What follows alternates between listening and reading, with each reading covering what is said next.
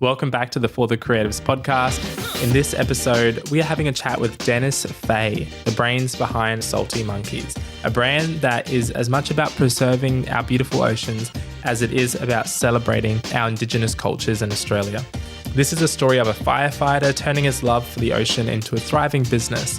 It's a tale of community, identity, and the art of balancing a day job with a passion project. Whether you're an aspiring entrepreneur, an artist looking for inspiration, or simply someone who cares deeply about our planet and its cultures, there's a piece of this conversation for you. Dive in with us as we explore how Dennis and Salty Monkeys are making waves in the most creative and impactful ways. Hey Dennis, thanks for joining me on the For the Creatives podcast today. Pleasure to be here. How are you doing? Very well, thanks. We're at a very good festival for the week, and it's been really good, just like last year. Yeah, honestly, it's amazing up here in the tropics. So, do you mind telling me a bit of what you currently do? Okay, so by day, full time, I'm actually a firefighter. So I run around at the airport, keeping the community safe, really. Some people would think that I don't do too much, but I keep busy there. Yeah. But on the side, it allows me to do my business, which is called Salty Monkeys. And that's really a business that started off just being passion. And with that passion, we got to create opportunities to then turn it into a business. Yeah. And it's now a brand that is passionate about the preservation of our beautiful oceans and our indigenous identity. So I was born and raised in the Torres Strait. And so that's one of the things. And the combination of both is what's creating the brand and for what it is today. Yeah, it's amazing.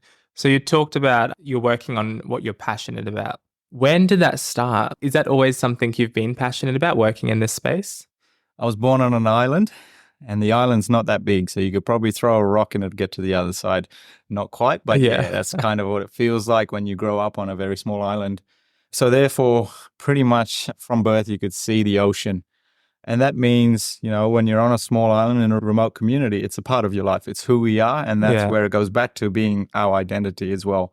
And because of the connection that we have with the ocean, it's provided for us for thousands of years. It's in our cultural upbringing, the stories, the adventures, that everything we've had in my upbringing is why it become a passion. And it's just something who I am. So it's just something that I did on a regular basis, and that's when it's really started. So it's always been a part of me, and that's how it's just now a business. I love that. And in the early stages of Salty Monkey, what was going on? Like, at what point did you see, this could actually be a business? And what is the product, your products that you have under or service under Salty Monkey? So Salty Monkeys was never intended to be a business. We literally we were going out and doing what we normally do. So we love the ocean adventures. It was a part of work as a kid growing up. It was a source of income, but it was also passion. We just loved being out in the ocean. And one day I brought some friends along, and he brought a GoPro, and he captured some of the fun that we were having. And being jokesters, we actually had a few monkey masks on board. We had a bit of a fun with bit of, joke with it. And then all of a sudden, he created this little video clip, put it on social media, and it kind of connected with the community. They saw the funny side, but they also saw the beautiful oceans that we got to do. And that's where it really started. It just was content on social media, and it really started to connect with people in a number of ways. We had that witty and fun approach about having a laugh and doing what we love, and people could connect with that.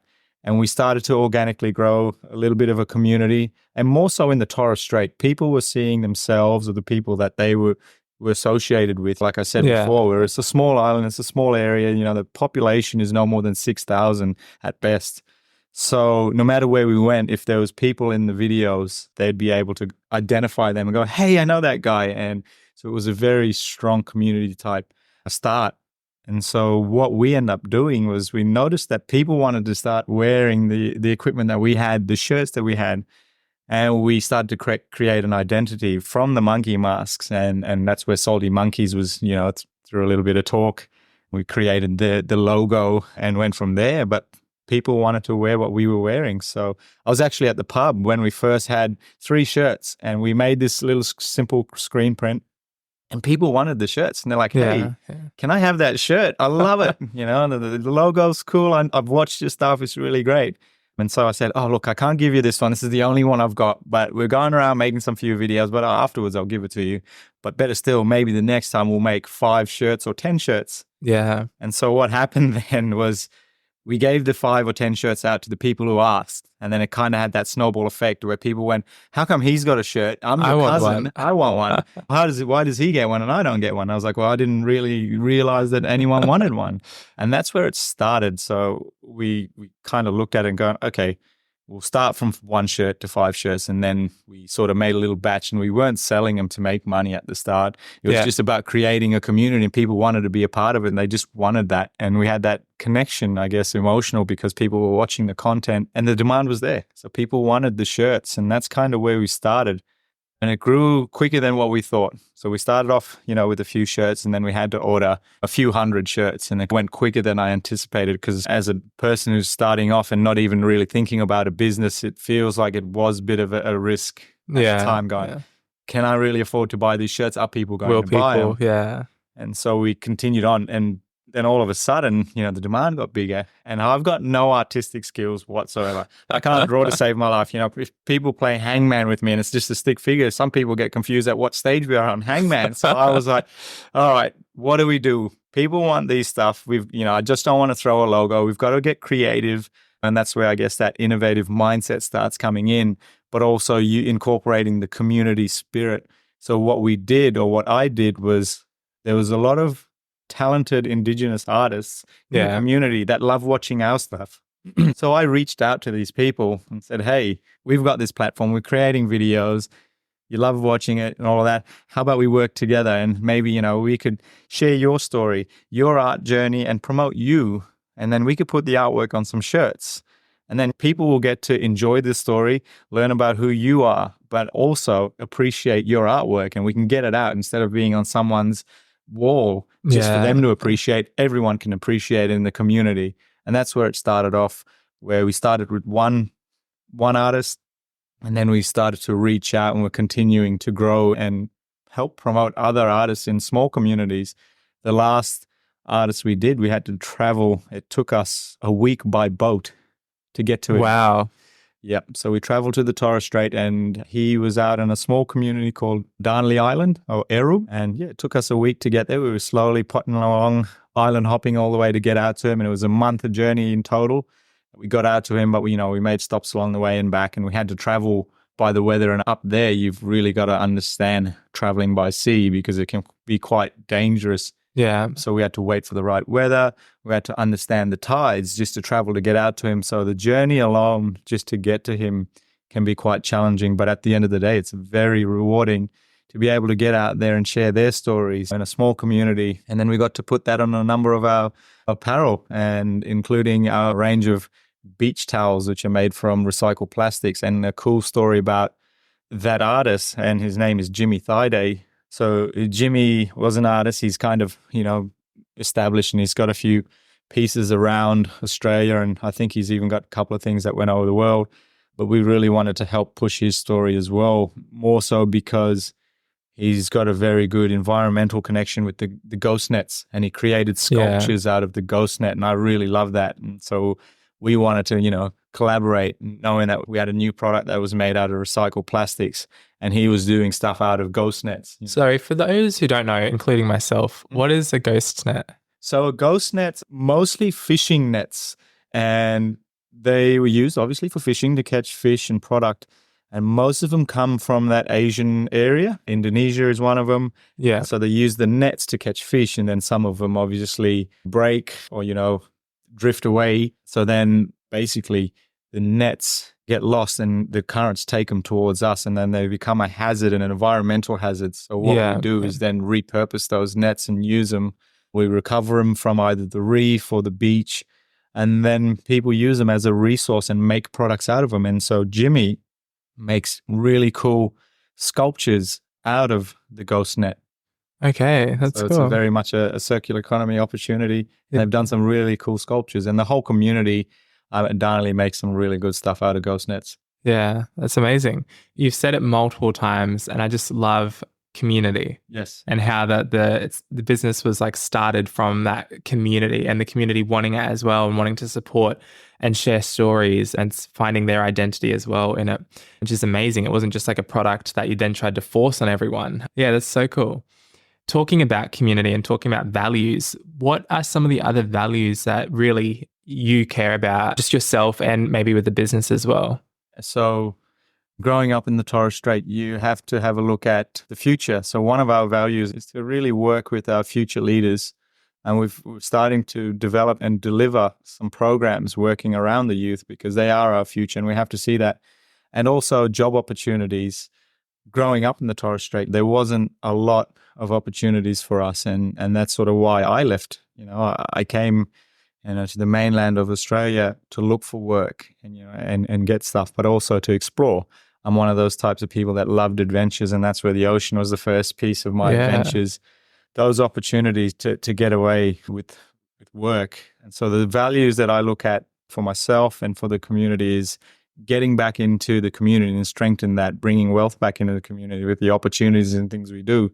So a couple of the projects that we're about to embark on is around those values. And one of them is to do a marine development program, which is basically running a program that gives job seekers essential but very basic skills that they need for the maritime industry. And the idea behind the program is to inspire people. A lot of them already have the natural skills with water people, right? So, how are we going to teach people that are living it their whole lives? Yeah. But I think really the core behind of what we're trying to do is inspire people, give them the understanding that they have these skills and they can be utilized in opportunities in the maritime industry, and help them take that next step. So that's about giving people opportunities in that marine pathway for opportunities and employment, and also working with the youth so that they could have those opportunities as well. Yeah, that's really inspiring. It's cool. I remember when I was here around this time last year, I think you had been journeying with building their business, but you were pitching. And I think that's the first time I heard about what you were doing. Yep. Between then and now, have there been any sort of big sort of challenges that you faced or had to work through or deal with Salty Monkey? There's always going to be challenges and growth as well. Not having a business background, like we initially talked about, that I don't have a business background. I've never intended to have a business. It was just opportunities, and we were very much learning along the way organically. Yeah. There's always going to be challenges that I didn't go to university to learn how to do business. This is something that I guess Indigenous people have always done for a long time, but in a different structure and different form. We traded all of these things. So there's always natural type of businesses, just in a different form. Yeah. Adapting to what we need to do in modern day, or in the Western world, we could probably say, sometimes is a little bit different. So learning how to operate, how to do a lot of things, and making sure that the business still grows. And more so, like I said, a lot of the stuff we do is working within the community. So making sure we do the right things to build the brand and the reputation.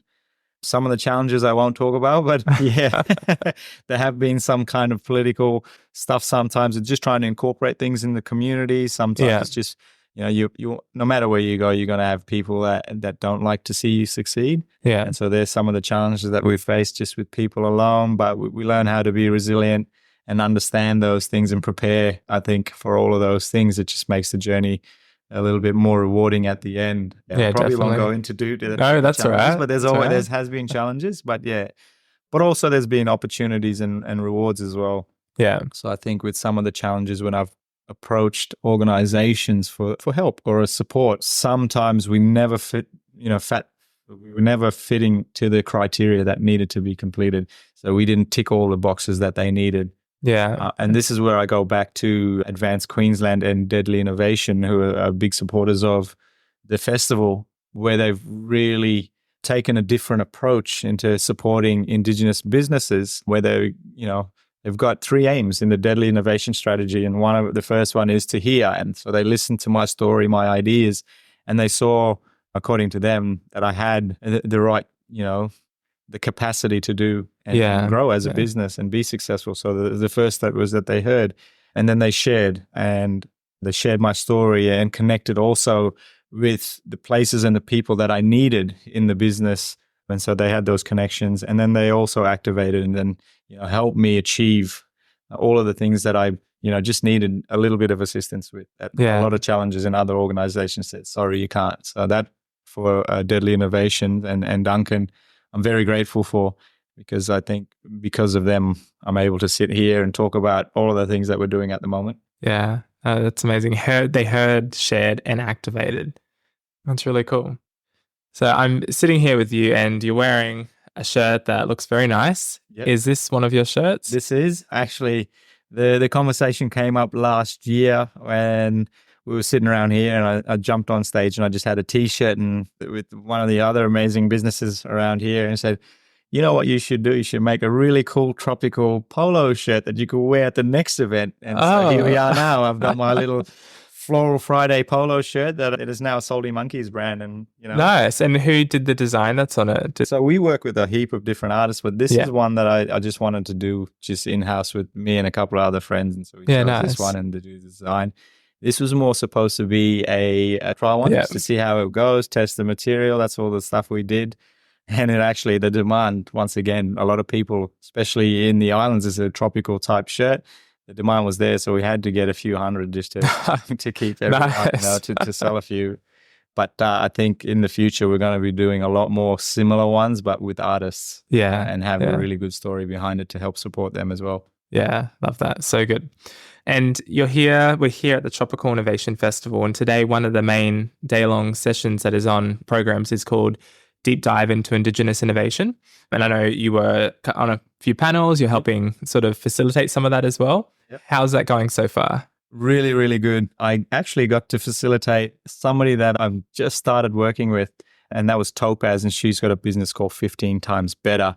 And we were kind of working on that, the help making sure that if, the business needs to scale and that accelerated commercialization space. And then she was going to be there as a specialist and someone who's been in that industry for a long time, making sure that we are fully aware of what it takes and that we don't miss anything to crash and burn. So that was really good to sit down and talk to her and get to understand who she is as a person, what her business is, her passion, and then getting some really good information from her expertise, but to also share with the audience. So that was really good. And just to share my story again, what we've been up to and what we're doing as well. Yeah. So far, today's been really good. That's awesome. Well, we're going to wrap up in a moment and let you get back to it. But I have two questions. The first one is, because we're at the Tropical Innovation Festival, I have a question that might need a bit of an innovative solution. So if you have to get a rhino to the top of the mountain as fast as possible, how would you do it? Ooh, that's a really good one. Okay, so there's no right answer. Yeah, I know. I mean, I'll probably create. I mean, I've one cool thing I've seen is the drones and how they now can coordinate them all together. Yes. So I would probably look at maybe creating a platform where multiple drones can work together and using technology, AI, to be able to use that technology to put the rhino on a platform and get them up using drone technology. It's really innovative. Yeah. Amazing. Nice.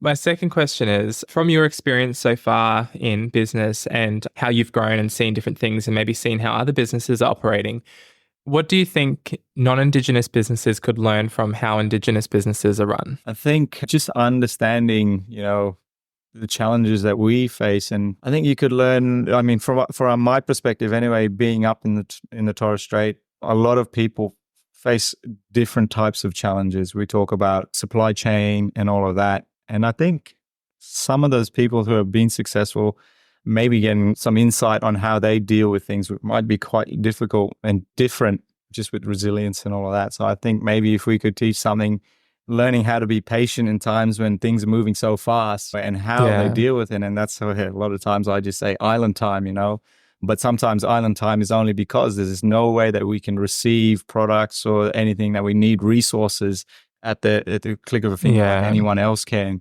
So I think in that space from me is learning how to be patient, because you can't just get everything you want at the click of a finger, even though we have the technologies and everything now. But where we work to be successful sometimes needs that resilience and patience. Yeah, thank you for answering that.